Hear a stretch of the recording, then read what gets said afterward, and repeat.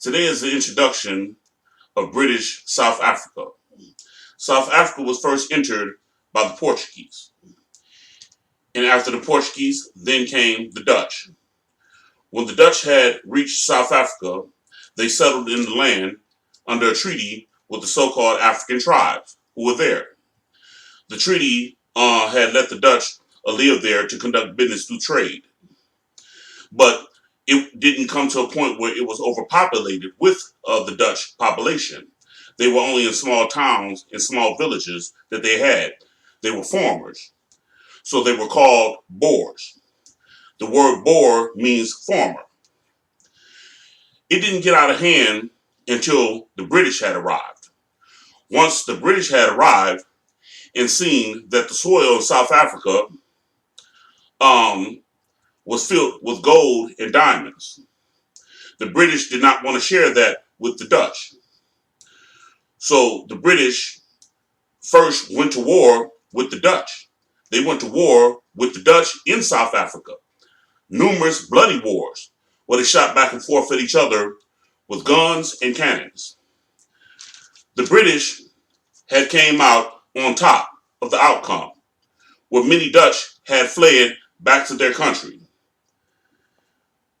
So what happened was that now, in order to take the land, they had to defeat the African nations who were there because the diamonds and gold was on their territory. So they went to war one tribe at a time when it first started. The first tribe who was attacked by the British in Africa was the Khoi tribe. The Khoi tribe were defeated by the British in battle and made slaves to the British. And after the British attacked the Khoi tribe, they attacked and defeated the Xhosa. And what happened, the reason they fought each tribe in Africa, one tribe at a time, because the African tribes were feuding with each other.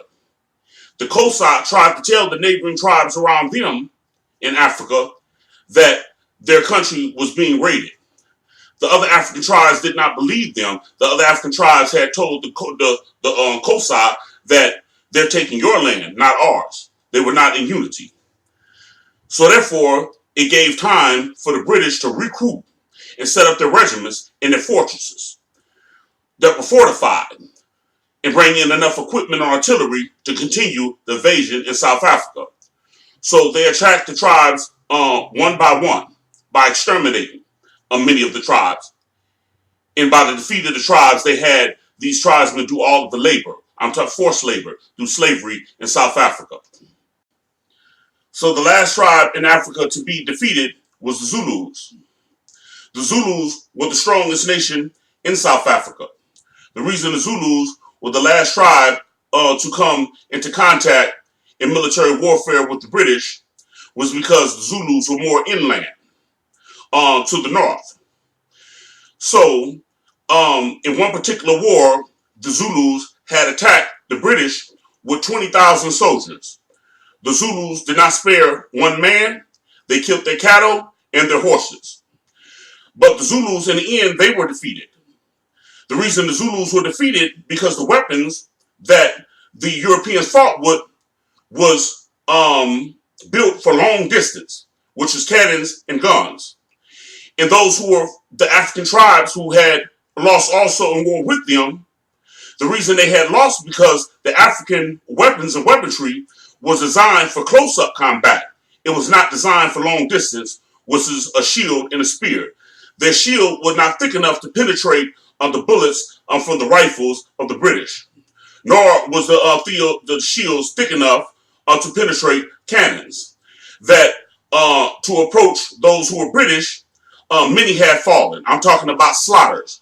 It even says that there was a river that was covered with blood because the Zulus had to cross over the river to get in contact with the British. But so many were defeated that the battle was already lost before they even got close enough to enter their fort. Now as the British settled in the land through colonialism,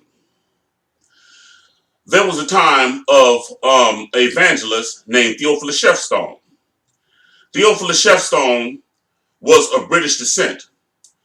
His father was from Britain, who had came to South Africa and settled there as an evangelist. So his son, Theophilus Shepstone, was born in South Africa.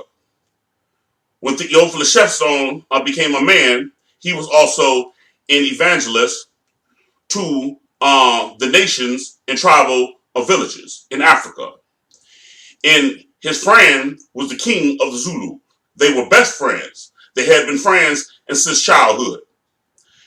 And it was discovered that there were gold and diamonds that were on the Zulu side, a side that was not taken through a settlement between the British and the Zulus. So what had happened was Theophilus Shepstone thought to himself that the Zulus would not let them enter their side and dig up the gold. So Theophilus Shepstone, who was an evangelist, he wrote a letter back to the British and lied in the letter and said that the Zulus had them in South Africa under attack. And he asked them to send regiments. So they sent regiments of soldiers to attack the Zulus.